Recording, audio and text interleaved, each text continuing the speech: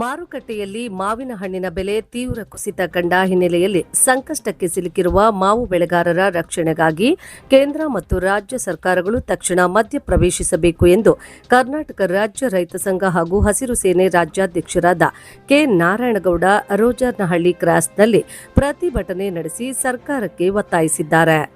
ಶ್ರೀನಿವಾಸಪುರ ತಾಲೂಕು ತಹಶೀಲ್ದಾರ್ ಸುಧೀಂದ್ರರವರಿಗೆ ಈ ಕುರಿತು ಅಧಿಕೃತ ಮನವಿ ಪತ್ರ ಸಲ್ಲಿಸಲಾಗಿದ್ದು, ರೈತರ ಹಿತರಕ್ಷಣೆಗಾಗಿ ಪ್ರಮುಖ ಬೇಡಿಕೆಗಳನ್ನು ಸರ್ಕಾರದ ಗಮನಕ್ಕೆ ತರಲಾಗಿದೆ.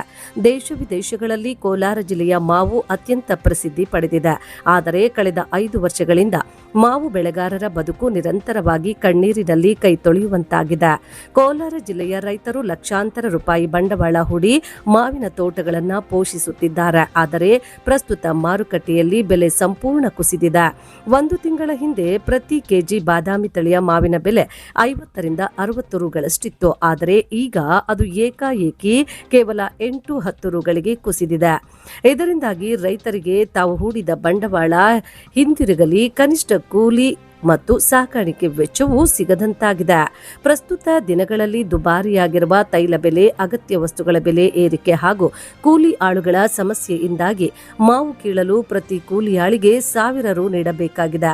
ಜೊತೆಗೆ ತೋಟದಿಂದ ಮಾರುಕಟ್ಟೆಗೆ ಸಾಗಿಸಲು 3000 ರು ಬಾಡಿಗೆ ನೀಡಬೇಕಾದ ಪರಿಸ್ಥಿತಿ ಇದೆ. ಇದೆಲ್ಲವನ್ನು ಲೆಕ್ಕ ಹಾಕಿದರೆ ಮಾರುಕಟ್ಟೆಯಲ್ಲಿ ರೈತನ ಪರಿಶ್ರಮಕ್ಕೆ ನಯಾ ಪೈಸೆ ಸಿಗುತ್ತಿಲ್ಲ. ಸಾಲದ ಸುಳಿಗೆ ಸಿಲುಕಿರುವ ರೈತರು ಬೆಳೆದ ಬೆಳೆಯನ್ನ ತೋಟದಲ್ಲೇ ಕೊಳೆಯಲು ಬಿಡುವ ಅನಿವಾರ್ಯತೆಗೆ ಸಿಲುಕಿದ್ದಾರೆ. ತಕ್ಷಣವೇ ಸರ್ಕಾರ ಮಧ್ಯಪ್ರವೇಶಿಸಿ ಪ್ರತಿ ಕೆಜಿ ಮಾವಿಗೆ ಕನಿಷ್ಠ 10 ರೂಪಾಯಿಗಳ ಬೆಂಬಲ ಬೆಲೆಯನ್ನು ಘೋಷಿಸಬೇಕು. ಪ್ರತಿ ಬಜೆಟ್ನಲ್ಲಿ ಮಾವು ಬೆಳೆಗಾರರ ರಕ್ಷಣೆಗಾಗಿ ಕನಿಷ್ಠ 10,000 ಕೋಟಿ ರೂಪಾಯಿಗಳ ವಿಶೇಷ ಅನುದಾನವನ್ನು ಮೀಸಲಿಡಬೇಕು. ಬೆಲೆ ಕುಸಿತದ ಸಮಯದಲ್ಲಿ ರೈತರನ್ನು ರಕ್ಷಿಸಲು ಪ್ರತಿ ತಾಲೂಕಿಗೊಂದು ಸುಸಜ್ಜಿತ ಮಾವು ಸಂಸ್ಕರಣಾ ಘಟಕವನ್ನು ಸ್ಥಾಪಿಸಬೇಕು. ರೈತರಿಗೆ ಮಾತ್ರ ರೈತ ದೇಶದ ಬೆನ್ನೆಲುಬು ಎಂದು ಹೇಳುವ ಸರ್ಕಾರಗಳು ರೈತರು ಕಷ್ಟದಲ್ಲಿದ್ದಾಗ ನೆರವಿಗೆ ಬರುತ್ತಿಲ್ಲ. ಜನಪ್ರತಿನಿಧಿಗಳು ಮತ್ತು ಸಚಿವರು ಈ ಗಂಭೀರ ಸಮಸ್ಯೆಯನ್ನು ಅಲಕ್ಷಿಸುತ್ತಿದ್ದಾರೆ ಎಂದು ನಾರಾಯಣಗೌಡ ಅವರು ತೀವ್ರ ಅಸಮಾಧಾನ ವ್ಯಕ್ತಪಡಿಸಿದ್ದು, ಕೂಡಲೇ ಜಿಲ್ಲಾಧಿಕಾರಿಗಳಿಂದ ವರದಿ ತರಿಸಿಕೊಂಡು ರೈತರ ರಕ್ಷಣೆಗೆ ನಿಲ್ಲಬೇಕು ಎಂದು ಆಗ್ರಹಿಸಿದ್ದಾರೆ.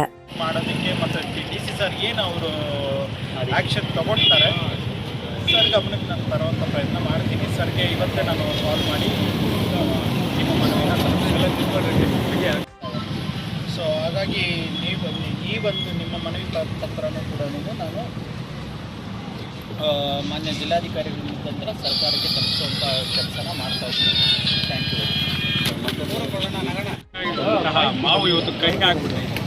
ಮಾವಿನ ರಾಜ, ಹಣ್ಣಿನ ರಾಜ ಅಂತೇಳಿ ಪ್ರಸಿದ್ಧಿಯಾದಂತಹ ಇವತ್ತು ಮಾವಿನ ಬೆಳೆಗಾರರು ಈ ಮಾವು ಗಿಡಗಳ ಸಹವಾಸನೇ ಬೇಡ, ಸಂಪೂರ್ಣವಾಗಿ ಕಡೆ ಅದಕ್ಕೆ ಮಾರಾಟ ಮಾಡಿಬಿಟ್ಟು ಏನಾರ ಬೇರೆ ರಾಗಿನ ಜೋಳನ ಚೆಲ್ಕೊಳ್ಳೋಣ ಮಟ್ಟಕ್ಕೆ ಇವತ್ತು ರೋಷಿ ಹೋಗ್ಬಿಟ್ಟಿದ್ದಾರೆ.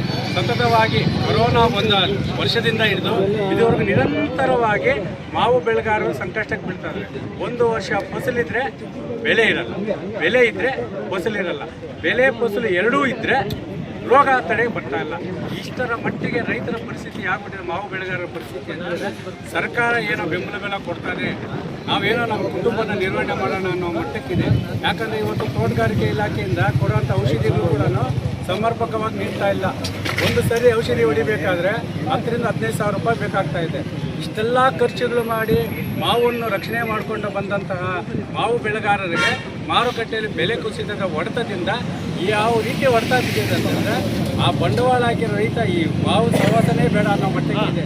ಇನ್ನೊಂದು ಇಲ್ಲಿ ವ್ಯಾಪಾರಸ್ಥರು ಕೇಳಿ ಹೇಳ್ತಾರೆ, ಹೊರ ಅಂದರೆ ಅಮೇರಿಕ, ಇರಾನಲ್ಲಿ ಯುದ್ಧ ಆಗ್ತಾ ಇದೆ, ಈ ಕಡೆ ರಫ್ತು ಹೋಗ್ತಾ ಇಲ್ಲ, ನಮಗೆ ಬೇಡಿಕೆನೇ ಬರ್ತಾ ಇಲ್ಲ. ಅಷ್ಟರ ಮಟ್ಟಿಗೆ ಇದಾಗ್ತಾಯಿದೆ. ಕೇಂದ್ರ ಮತ್ತು ರಾಜ್ಯ ಸರ್ಕಾರ ಕಳೆದ ವರ್ಷ ನಮಗೆ ಬೆಂಬಲ ಬೆಲೆ ಘೋಷಣೆ ಮಾಡಿತ್ತು. ರೈತ ಪರ ಮಾವು ಬೆಳೆಗಾರರ ಸಂಘಟನೆಯಲ್ಲಿ ನಿರಂತರ ಹೋರಾಟ ಮಾಡಿದ ಹಿನ್ನೆಲೆಯಲ್ಲಿ ಆದರೆ ಈ ಸರಿ ಉತ್ತಮವಾದ ಫಸಲೇನು ಬಂದಿಲ್ಲ, 25% ಫಸಲಿದೆ. ಆದರೆ ನಮ್ಗೆ ಬೆಂಬಲ ಬೆಲೆ ಬೇಕೇ ಬೇಕು. ಯಾಕೆ ಬೇಕಂತೇಳಿದ್ರೆ ಇವತ್ತು ಮಾರುಕಟ್ಟೆಯಲ್ಲಿ ಕೇಳೋರಿಲ್ಲ, ಅಲ್ಲಿ ಗೆದ್ಕೊಂಡು ಹೋದ್ರೆ ಕೇಳೋರಿಲ್ಲ. ರಾತ್ರಿ ಹರಾಜು ಹಾಕ್ತಾರೆ, ಯಾವಾಗ ಹರಾಜು ಹಾಕ್ತಾರೆ, ಏನಾಗ್ತಾರೆ ಅಂತೇಳಿ ಕೇಳೋರಿಲ್ಲ. ಅಲ್ಲಿ ಹೋದರೆ ಇವಾಗ ಕೂಲಿ ಆಳು ಈ ಗ್ಯಾರಂಟಿಗಳು ಕೊಟ್ಬಿಟ್ಟು ಆ ಕೂಲಿ ಆಳನ್ನು ಕರ್ಕೊಂಡು ಹೋಗ್ಬೇಕಾದ್ರೆ ಒಬ್ಬ ಹೆಣ್ಣಾಳಿಗೆ ಏನು 1000 ರೂಪಾಯಿ ಕೊಡಬೇಕು, ಗಂಡಾಳಿಗೆ 1,500 ರೂಪಾಯಿ ಕೊಡಬೇಕು. ಇನ್ನು ಟ್ಯಾಕ್ಟ್ರಿ ಬಾಡಿಗೆ ಕಿಲೋಮೀಟ್ರ್ ಲೆಕ್ಕ 2,500 ಆಯಿತು, 3,000 ಆಯಿತು, 5,000 ಆಯಿತು. ಒಟ್ಟಾರೆಯಾಗಿ ಎಲ್ಲ ಕಿತ್ಕೊಂಬಂದು ಹಾಕಿದರೆ ರೈತನಿಗೆ ಬೆವರನೇನು ಸಿಕ್ಕಲ್ಲ, ಅವನು ಊಟ ಕೂಡ ಸಿಗ್ತಾ ಇಲ್ಲ. ಅಷ್ಟರ ಮಟ್ಟಿಗೆ ಇವತ್ತು ಮಾವು ಬೆಳೆಗಾರರು ಬೀದಿಗೆ ಬಿದ್ದೈತೆ. ನಾವು ಕೇಳ್ತಾ ಇರೋಷ್ಟೇ, ರೈತರ ಇವತ್ತು ಮಾವು ಬೆಳೆಗಾರರು ಬೀದಿಗೆ ಬಿದ್ದೈತೆ.